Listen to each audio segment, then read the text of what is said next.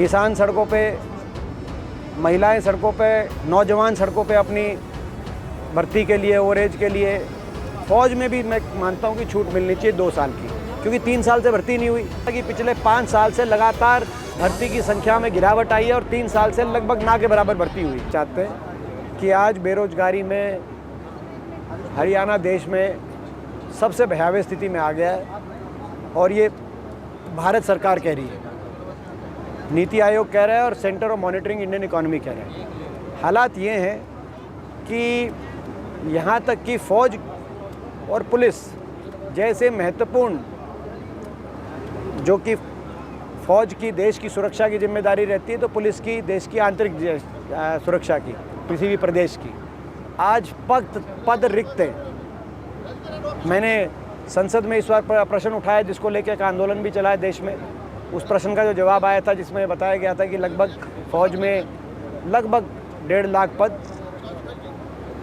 30,000 के पद एयरफोर्स और लगभग 10,000 पद नेवी में रिक्त हैं। और ऐसी ये भारत सरकार का जवाब था। ऐसे इसके बावजूद उस जवाब में ये भी लिखा गया था कि पिछले 5 साल से लगातार भर्ती की संख्या में गिरावट आई है और 3 साल से लगभग ना के बराबर भर्ती हुई।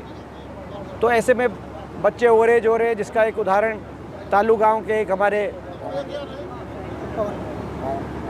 पवन, एक ऐसा जो है नौजवान जिसने अपने जो है ऐसा कदम उठाने पे, जिसको सरकार की नीतियों ने ऐसे दरवाजे पे लाके खड़ा कर दिया कि लिख जाते भी उसने ये लिखा कि हे ईश्वर, अगले जन्म में मुझे देश की सेवा फौज में भर्ती के रूप में, मेरी यही इच्छा है।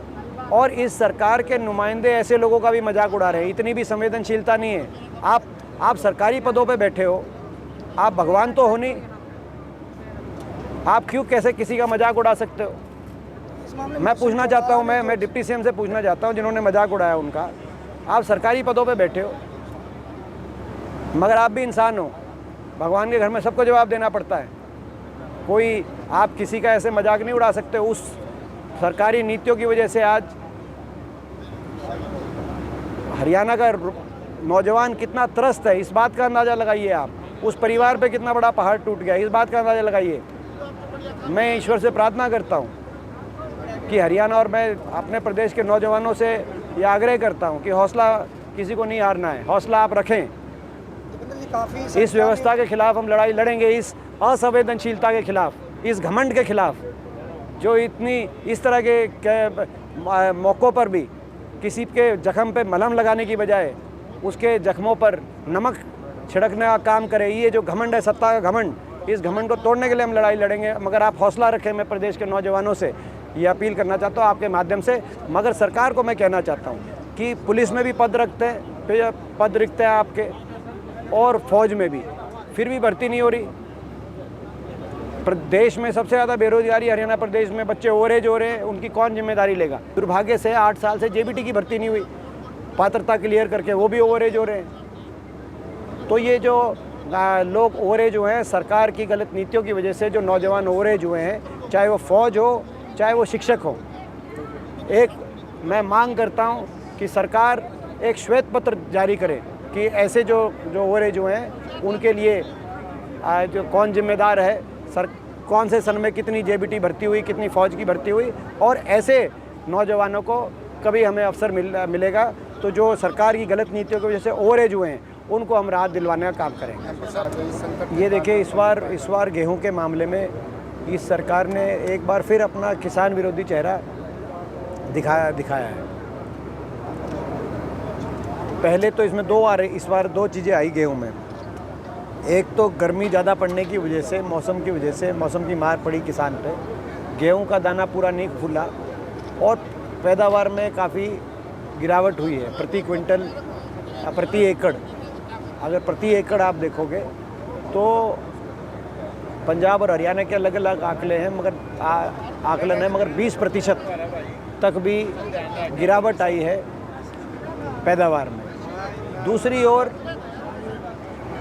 अंतर्राष्ट्रीय बाज़ार में रिकॉर्ड स्तर पर गेहूं का भाव पहुंच चुका है 3,500 क्विंटल तक। ऐसे में हमारी मांग थी कि सरकार शुरुआत से मांगती कि जो सरकारी खरीद है वो खरीद पूरी तब करने के लिए सरकार 500 रुपये का बोनस डिक्लेयर करे।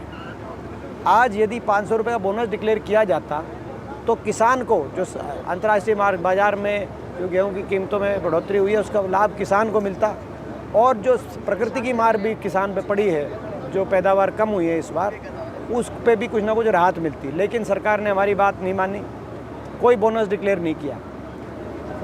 ऐसे में क्या हुआ कि प्रोक्योरमेंट जितनी होनी थी नहीं हुई सरकारी, कुछ निजी जो खरीदारी हुई है निजी कंपनियों के माध्यम से, निजी ट्रेडर्स के माध्यम से, उन्होंने कहीं 50 रुपये कहीं 100 रुपये ज़्यादा देके खरीद दिया और सारा मुनाफा उनको मिलेगा जो, और उन्होंने ख़रीदारी कर चुके हैं। अब उनके पास स्टोर है, क्योंकि स्टोरेज तो किसान के पास था नहीं, अब आपने एक्सपोर्ट रुकवा लिया, तो आज वो स्टोरेज जो लिए बैठे हैं वो तो जो है अपने इंतज़ार करेंगे जब एक्सपोर्ट खुलेगा तब वो उसका जो भाव उस हिसाब से करेंगे।